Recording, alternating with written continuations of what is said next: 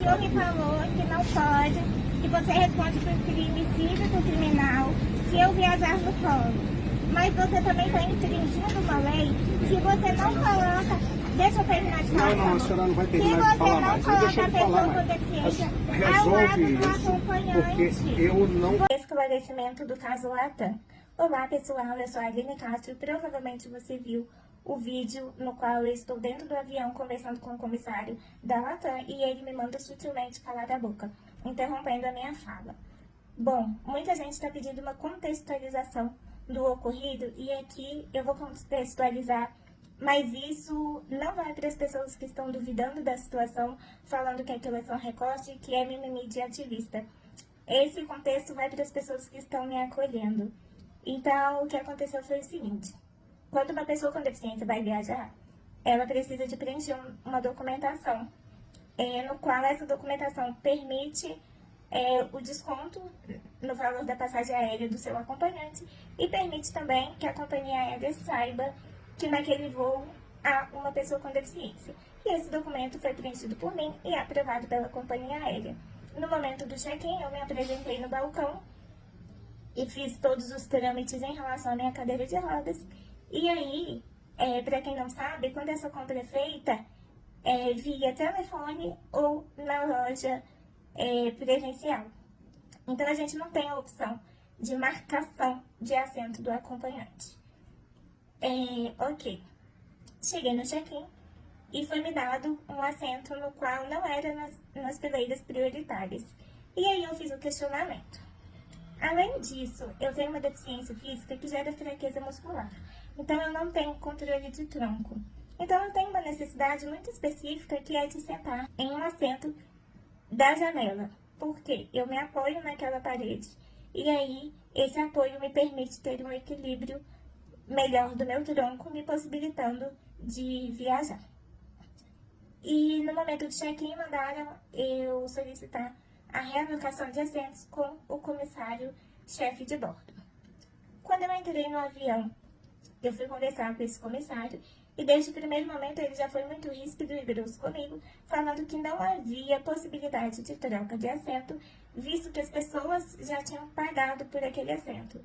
E aí, gente, ok, mas existe uma coisa chamada prioridade. E não há objeção nenhuma que as companhias aéreas vendam estes assentos. Porém, quando há uma demanda de pessoa com deficiência, a companhia aérea é obrigada a realocar essas pessoas sem deficiência, que estão nos assentos prioritários, para um assento da mesma classe.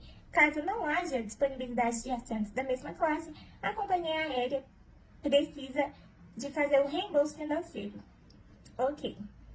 E aí, o comissário me colocou no cantinho e chamou todos os outros passageiros para embarcar. E aí ele infringiu outra lei, porque a pessoa com deficiência tem a obrigatoriedade de embarcar primeiro, antes de todo e qualquer passageiro. No voo havia outras duas pessoas com deficiência, e inclusive eu tenho o depoimento de um deles, mas nenhum foi realocado nas fileiras prioritárias deste avião. Ok. Eu esperei o embarque de todos os passageiros e enquanto isso o comissário mandava outros profissionais conversarem comigo, visto que era nítido a sua falta de paciência, e os outros profissionais foram muito educados comigo, mas todos eles falavam que não havia possibilidade de realocação, uma vez que não foi permitido. E aí, passado 25 minutos, meia hora, todos os passageiros já tinham embarcado, eu entrei dentro do avião, com a minha cadeira de rodas, pedindo por uma solução. E o comissário falou, então, que ele poderia realocar somente o meu assento, mas que eu deveria viajar longe do assento da minha acompanhante. E aí ele está infringindo outra lei, porque é obrigatório o acompanhante viajar ao lado da pessoa com deficiência.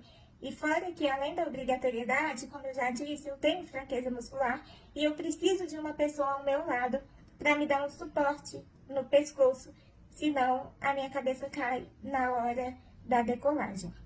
E aí eu falei com ele que não havia essa possibilidade de eu voar longe do meu acompanhante. E aí ele falou que então eu não iria viajar, que eu poderia me retirar do avião, que eu não iria seguir naquele voo. E aí foi quando eu falei com ele que eu até poderia embarcar no meu assento destinado lá no check-in. Porém, eu iria no colo da minha mãe, porque era um assento que eu não conseguiria sentar sozinha. E eu sei que isso não pode acontecer, gente. Eu sei que o embarque no colo é somente para crianças até 2 anos de idade. Mas aí, eu falei isso com ele justamente porque ele estava questionando que se ele deixasse eu embarcar no colo, ele estaria infringindo uma lei. E aí foi aquela parte do vídeo que eu falo, poxa, se eu viajo no colo, o senhor responde por um processo cívico criminal.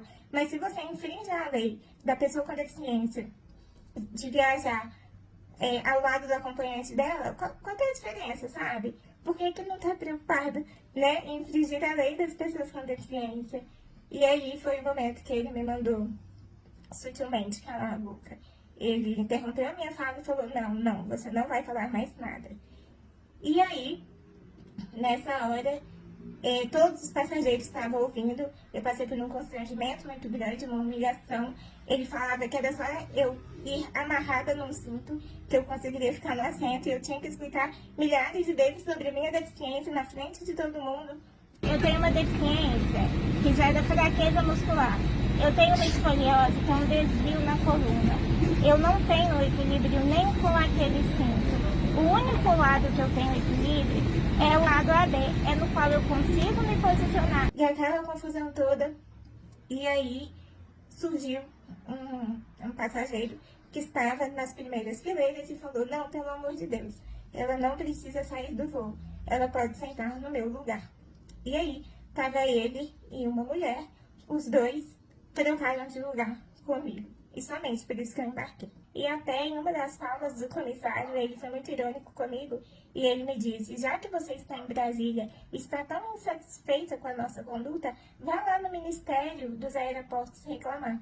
E para quem não sabe, eu estive em Brasília justamente por conta de uma agenda extensa que eu tinha com diversos ministérios e com a Secretaria Nacional das Pessoas com Deficiência, justamente para levar os nossos desafios e propor melhorias em relação ao cumprimento dos nossos direitos. E aí um dos ministros que eu tive reunião foi justamente o ministro Silvio, que é do Ministério de Portos e Aeroportos. Então, se eu puder deixar um recado para vocês, é que eu não espero, através desse vídeo, criar empatia, porque eu acho que empatia a gente não aprende nas redes sociais, a gente aprende com as nossas vivências. E também, bora criar senso de coletividade, né? Porque quando uma pessoa com deficiência é desrespeitada, todas as outras são. Quando uma mulher é desrespeitada, todas as outras são. Quando um cidadão é desrespeitado, todos os outros são. E nós vivemos em sociedade. Hoje o desrespeito foi comigo, amanhã pode ser com qualquer um de nós. E o último recado é, não adianta tentar me calar. Eu não tenho medo, pelo contrário. A minha luta é muito maior do que isso. Não é uma luta individual, é uma luta por um coletivo. Então eu vou continuar falando, não só por mim, mas por todas as pessoas com deficiência.